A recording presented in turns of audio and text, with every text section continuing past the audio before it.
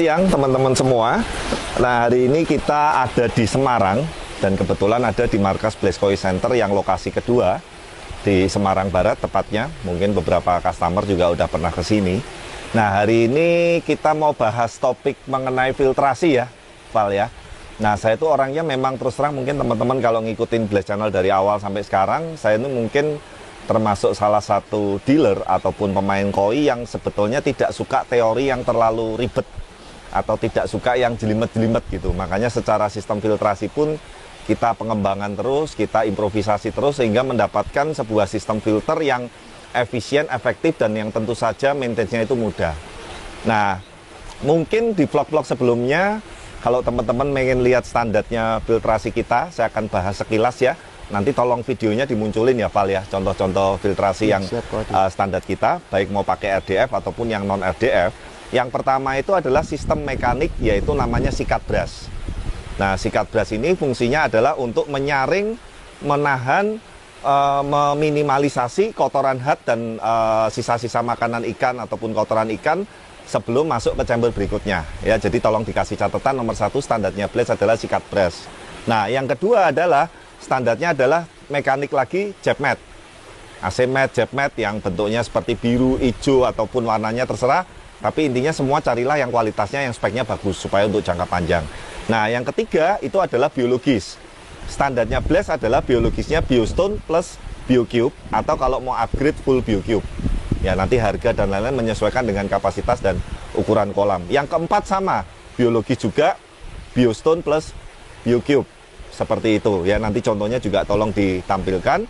Nah, yang kelima itu biasanya air bersih, pompa, dan UV seperti itu. Nah, yang terakhir yang keenam biasanya chamber collecting atau yang untuk maintenance atau untuk perawatan mingguan maupun bulanan. Nah, berapa Pak banyaknya sikat brush, berapa banyaknya chamber jet mat, banyaknya biologis dan lain-lain itu menyesuaikan dengan kapasitas kolam dan goal yang dikejar dan sekali lagi budget menyesuaikan juga seperti itu. Nah, saya akan langsung kasih contoh nih.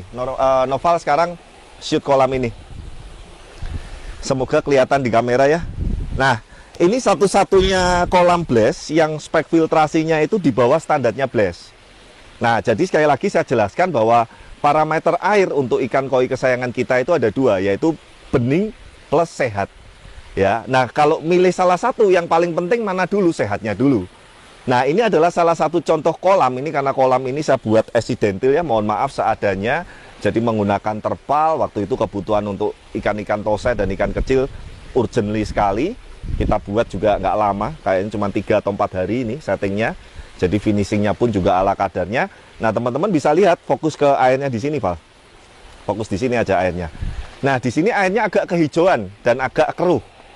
Seperti itu. Tapi aslinya sih masih kelihatan ikannya, masih kelihatan ibaratnya pergerakannya. Jadi kita tahu kalau ikan di sini sehat atau enggak. Dan ini tanpa UV. Jadi saya sengaja buat alganya ini tumbuhnya bisa maksimal karena ini salah satu tips untuk memaksimalkan color atau warna ikan, baik itu merah, kuning, emas atau dan lain-lain. Di sini varietinya ada susui, ada ogon, ada asagi. Ya, seperti itu. Pak, nanti nggak bocor. Nah, sekali lagi bocor atau enggak, rapi atau enggak itu sebetulnya bukan faktor untuk airnya, pakannya ataupun colornya, tapi memang itu bahan ikannya. Nah, Noval sampai Norma nih Mas Yan nih. Noval shoot kotak itu. Nah, kotak itu adalah filternya. Jadi ini filter yang sangat minim sekali teman-teman di bawah standar yang tadi saya jelaskan. Hanya menggunakan sikat brush. Kemudian apa ya, ini sampai lupa lah intinya pokoknya. Nah, nih tong-tongnya cuma seperti ini teman-teman. Nih, sikat brush dan BioStone. Nggak pakai jet mat. Ya, makanya apa namanya? Ini ada UV, tapi UV ini sudah setahun lebih dan ini kayaknya sudah hampir mati ya, jadi nggak fungsi. Sudah ketutupan ya. Dan saya sengaja nggak ganti atau nggak pakai UV yang standar karena memang airnya sengaja saya buat hijau. Nih, nah ini BioStone-nya nih seperti ini.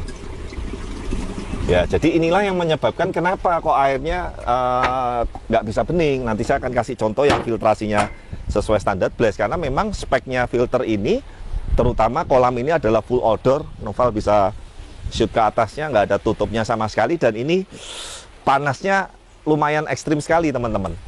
Ya, jadi ini saya kasih contoh intinya kalau memang filtrasi kita ini kurang spek equipment juga kolam, baik secara pompa, UV dan lain-lain juga kurang.